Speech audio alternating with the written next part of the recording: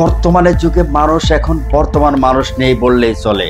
কারণ সমাজে আনাচে কানাচে যা দেখছেন, হয়তো এর ভিতরে কিছু ভালো মানুষ থাকলেও তার মাঝেও কিছু অসাধু ব্যক্তি আছে যাদের মানুষরূপী চেহারা থাকলেও কিন্তু মানুষত্ব তাদের ভিতরে নেই। কারণ একটা কথা মনে রাখবেন, যাদের ভিতরে মানুষত্ব আছে বা সে একজন প্রকৃত মানুষ, সে কখনো এই দেশ বা দেশের জাতিকে ধ্বংস করার জন্য উঠে পড়ে লাগে না। হ্যাঁ, হয়তো দেখা গেছে আমরা সাংবাদিকতা করতে গিয়ে বিভিন্ন সময় বিভিন্ন অপকর্ম তুলে ধরার চেষ্টা করি, তো মানুষের সামনে এগুলো তুলে ধরলে কেউ কেউ আবার শুধরানোর চেষ্টা করে। তবে এমনই কিছু ঘটনা আমি আপনাদের সামনে তুলে ধরবো, যা দেখতে থাকুন। বর্তমানে আমরা রওনা করেছি সরাসরি ব্রাহ্মণপাড়া, এমনকি কসবা উপজেলায়।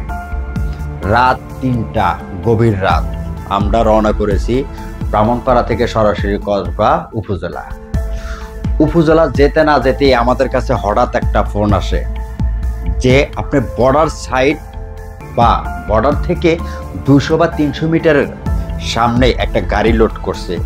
গাড়িতে কি লোড করছে অবশ্যই দেখার বিষয় আছে, দেখাবো।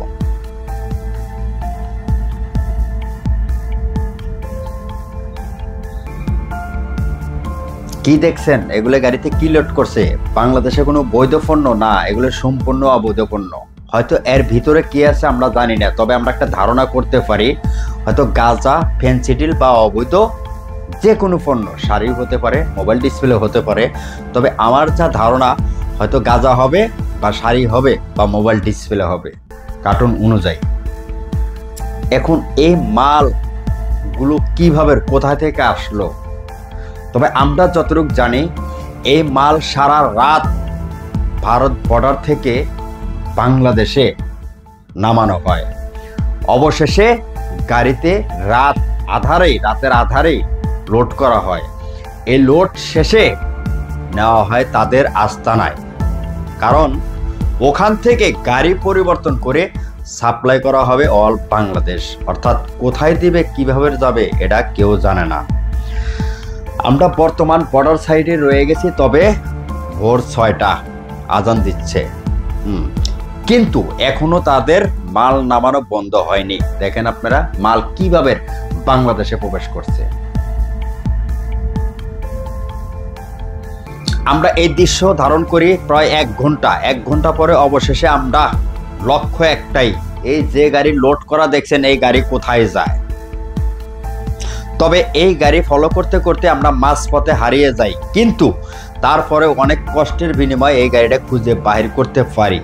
হ্যাঁ, সর্বশেষ আমরা ব্রাহ্মণপাড়া উপজেলায় একটি জায়গায়, যে জায়গায় মেন রাস্তার সাইডে মাছের ফিশারি, এখানে গাড়িটা দেখেন পরিবর্তন অলরেডি করে ফেলেছে, আর একটা গাড়ি আনলোড করছে। আমি খেয়াল করেন একটু, যে মাল রাতের আধারে বর্ডার সাইডে আনলোড করেছে সেই মাল আবার অন্য গাড়িতে লোড করছে।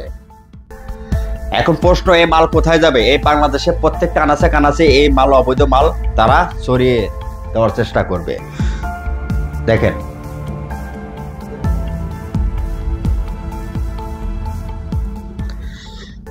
এখানে কোটি কোটি টাকার মাল আছে। এখন প্রশ্ন হলো, কোটি কোটি টাকা অবৈধ মাল যদি বাংলাদেশে এভাবে দ্বিধার্সে নামছে, প্রশাসন কি করছে? প্রশাসন কি দেখছে না? দেখছে। আনাচে কানাচে চারিদিক থেকে এই ধরনের অবৈধ পণ্য সবসময় নামা আনা করছে, এমনকি সারা বাংলাদেশে ছড়ানোর চেষ্টা করছে। তবে হ্যাঁ, এই দেশের সমাজ এমনকি সমাজ ব্যবস্থা ধ্বংস করার জন্য কিছু অসাধু ব্যবসায়ী তারা রাত দিন 24 ঘন্টায় এ ধরনের অবৈধ ব্যবসা চালিয়ে যাচ্ছে। তবে আমার প্রশ্ন বা সাধারণের প্রশ্ন, যে এখানে এতগুলো উপজেলা থাকতে, এমনকি এতগুলো থানা থাকতে, বিজিবি বর্ডার বাহিনী থাকতে কেন, এমনকি কিভাবে এই মালগুলো নামানো হচ্ছে? এমনকি বাংলাদেশের জনগণের কাছে এগুলাই পৌঁছা দিচ্ছে, এমনকি সাধারণ জনগণকে ক্ষতি করার চেষ্টা করছে, যুব সমাজ ধ্বংস করার চেষ্টা করছে। এই ধরনের ব্যক্তি থেকে অবশ্যই দূরে থাকতে হবে, তাদেরকে খুঁজে খুঁজে বাহির করে আইনের আওতায় আনতে হবে। আপনার আমার সন্তান, এমনকি এই দেশের সমাজ ব্যবস্থা সবকিছু ধ্বংসের মুখ থেকে বাঁচাতে হলে এ ধরনের অবৈধ ব্যবসায়ীদেরকে নিষেধ করতে হবে, আইনের আওতায় এনে শাস্তি দিতে হবে। এমনকি আগামী পর্বে এই ধরনের ভালো কোনো নিউজ বা ভালো কোনো ফুটেজ তুলে ধরার চেষ্টা করব। ভালো থাকবেন, ভালো রাখবেন। আল্লাহ হাফেজ।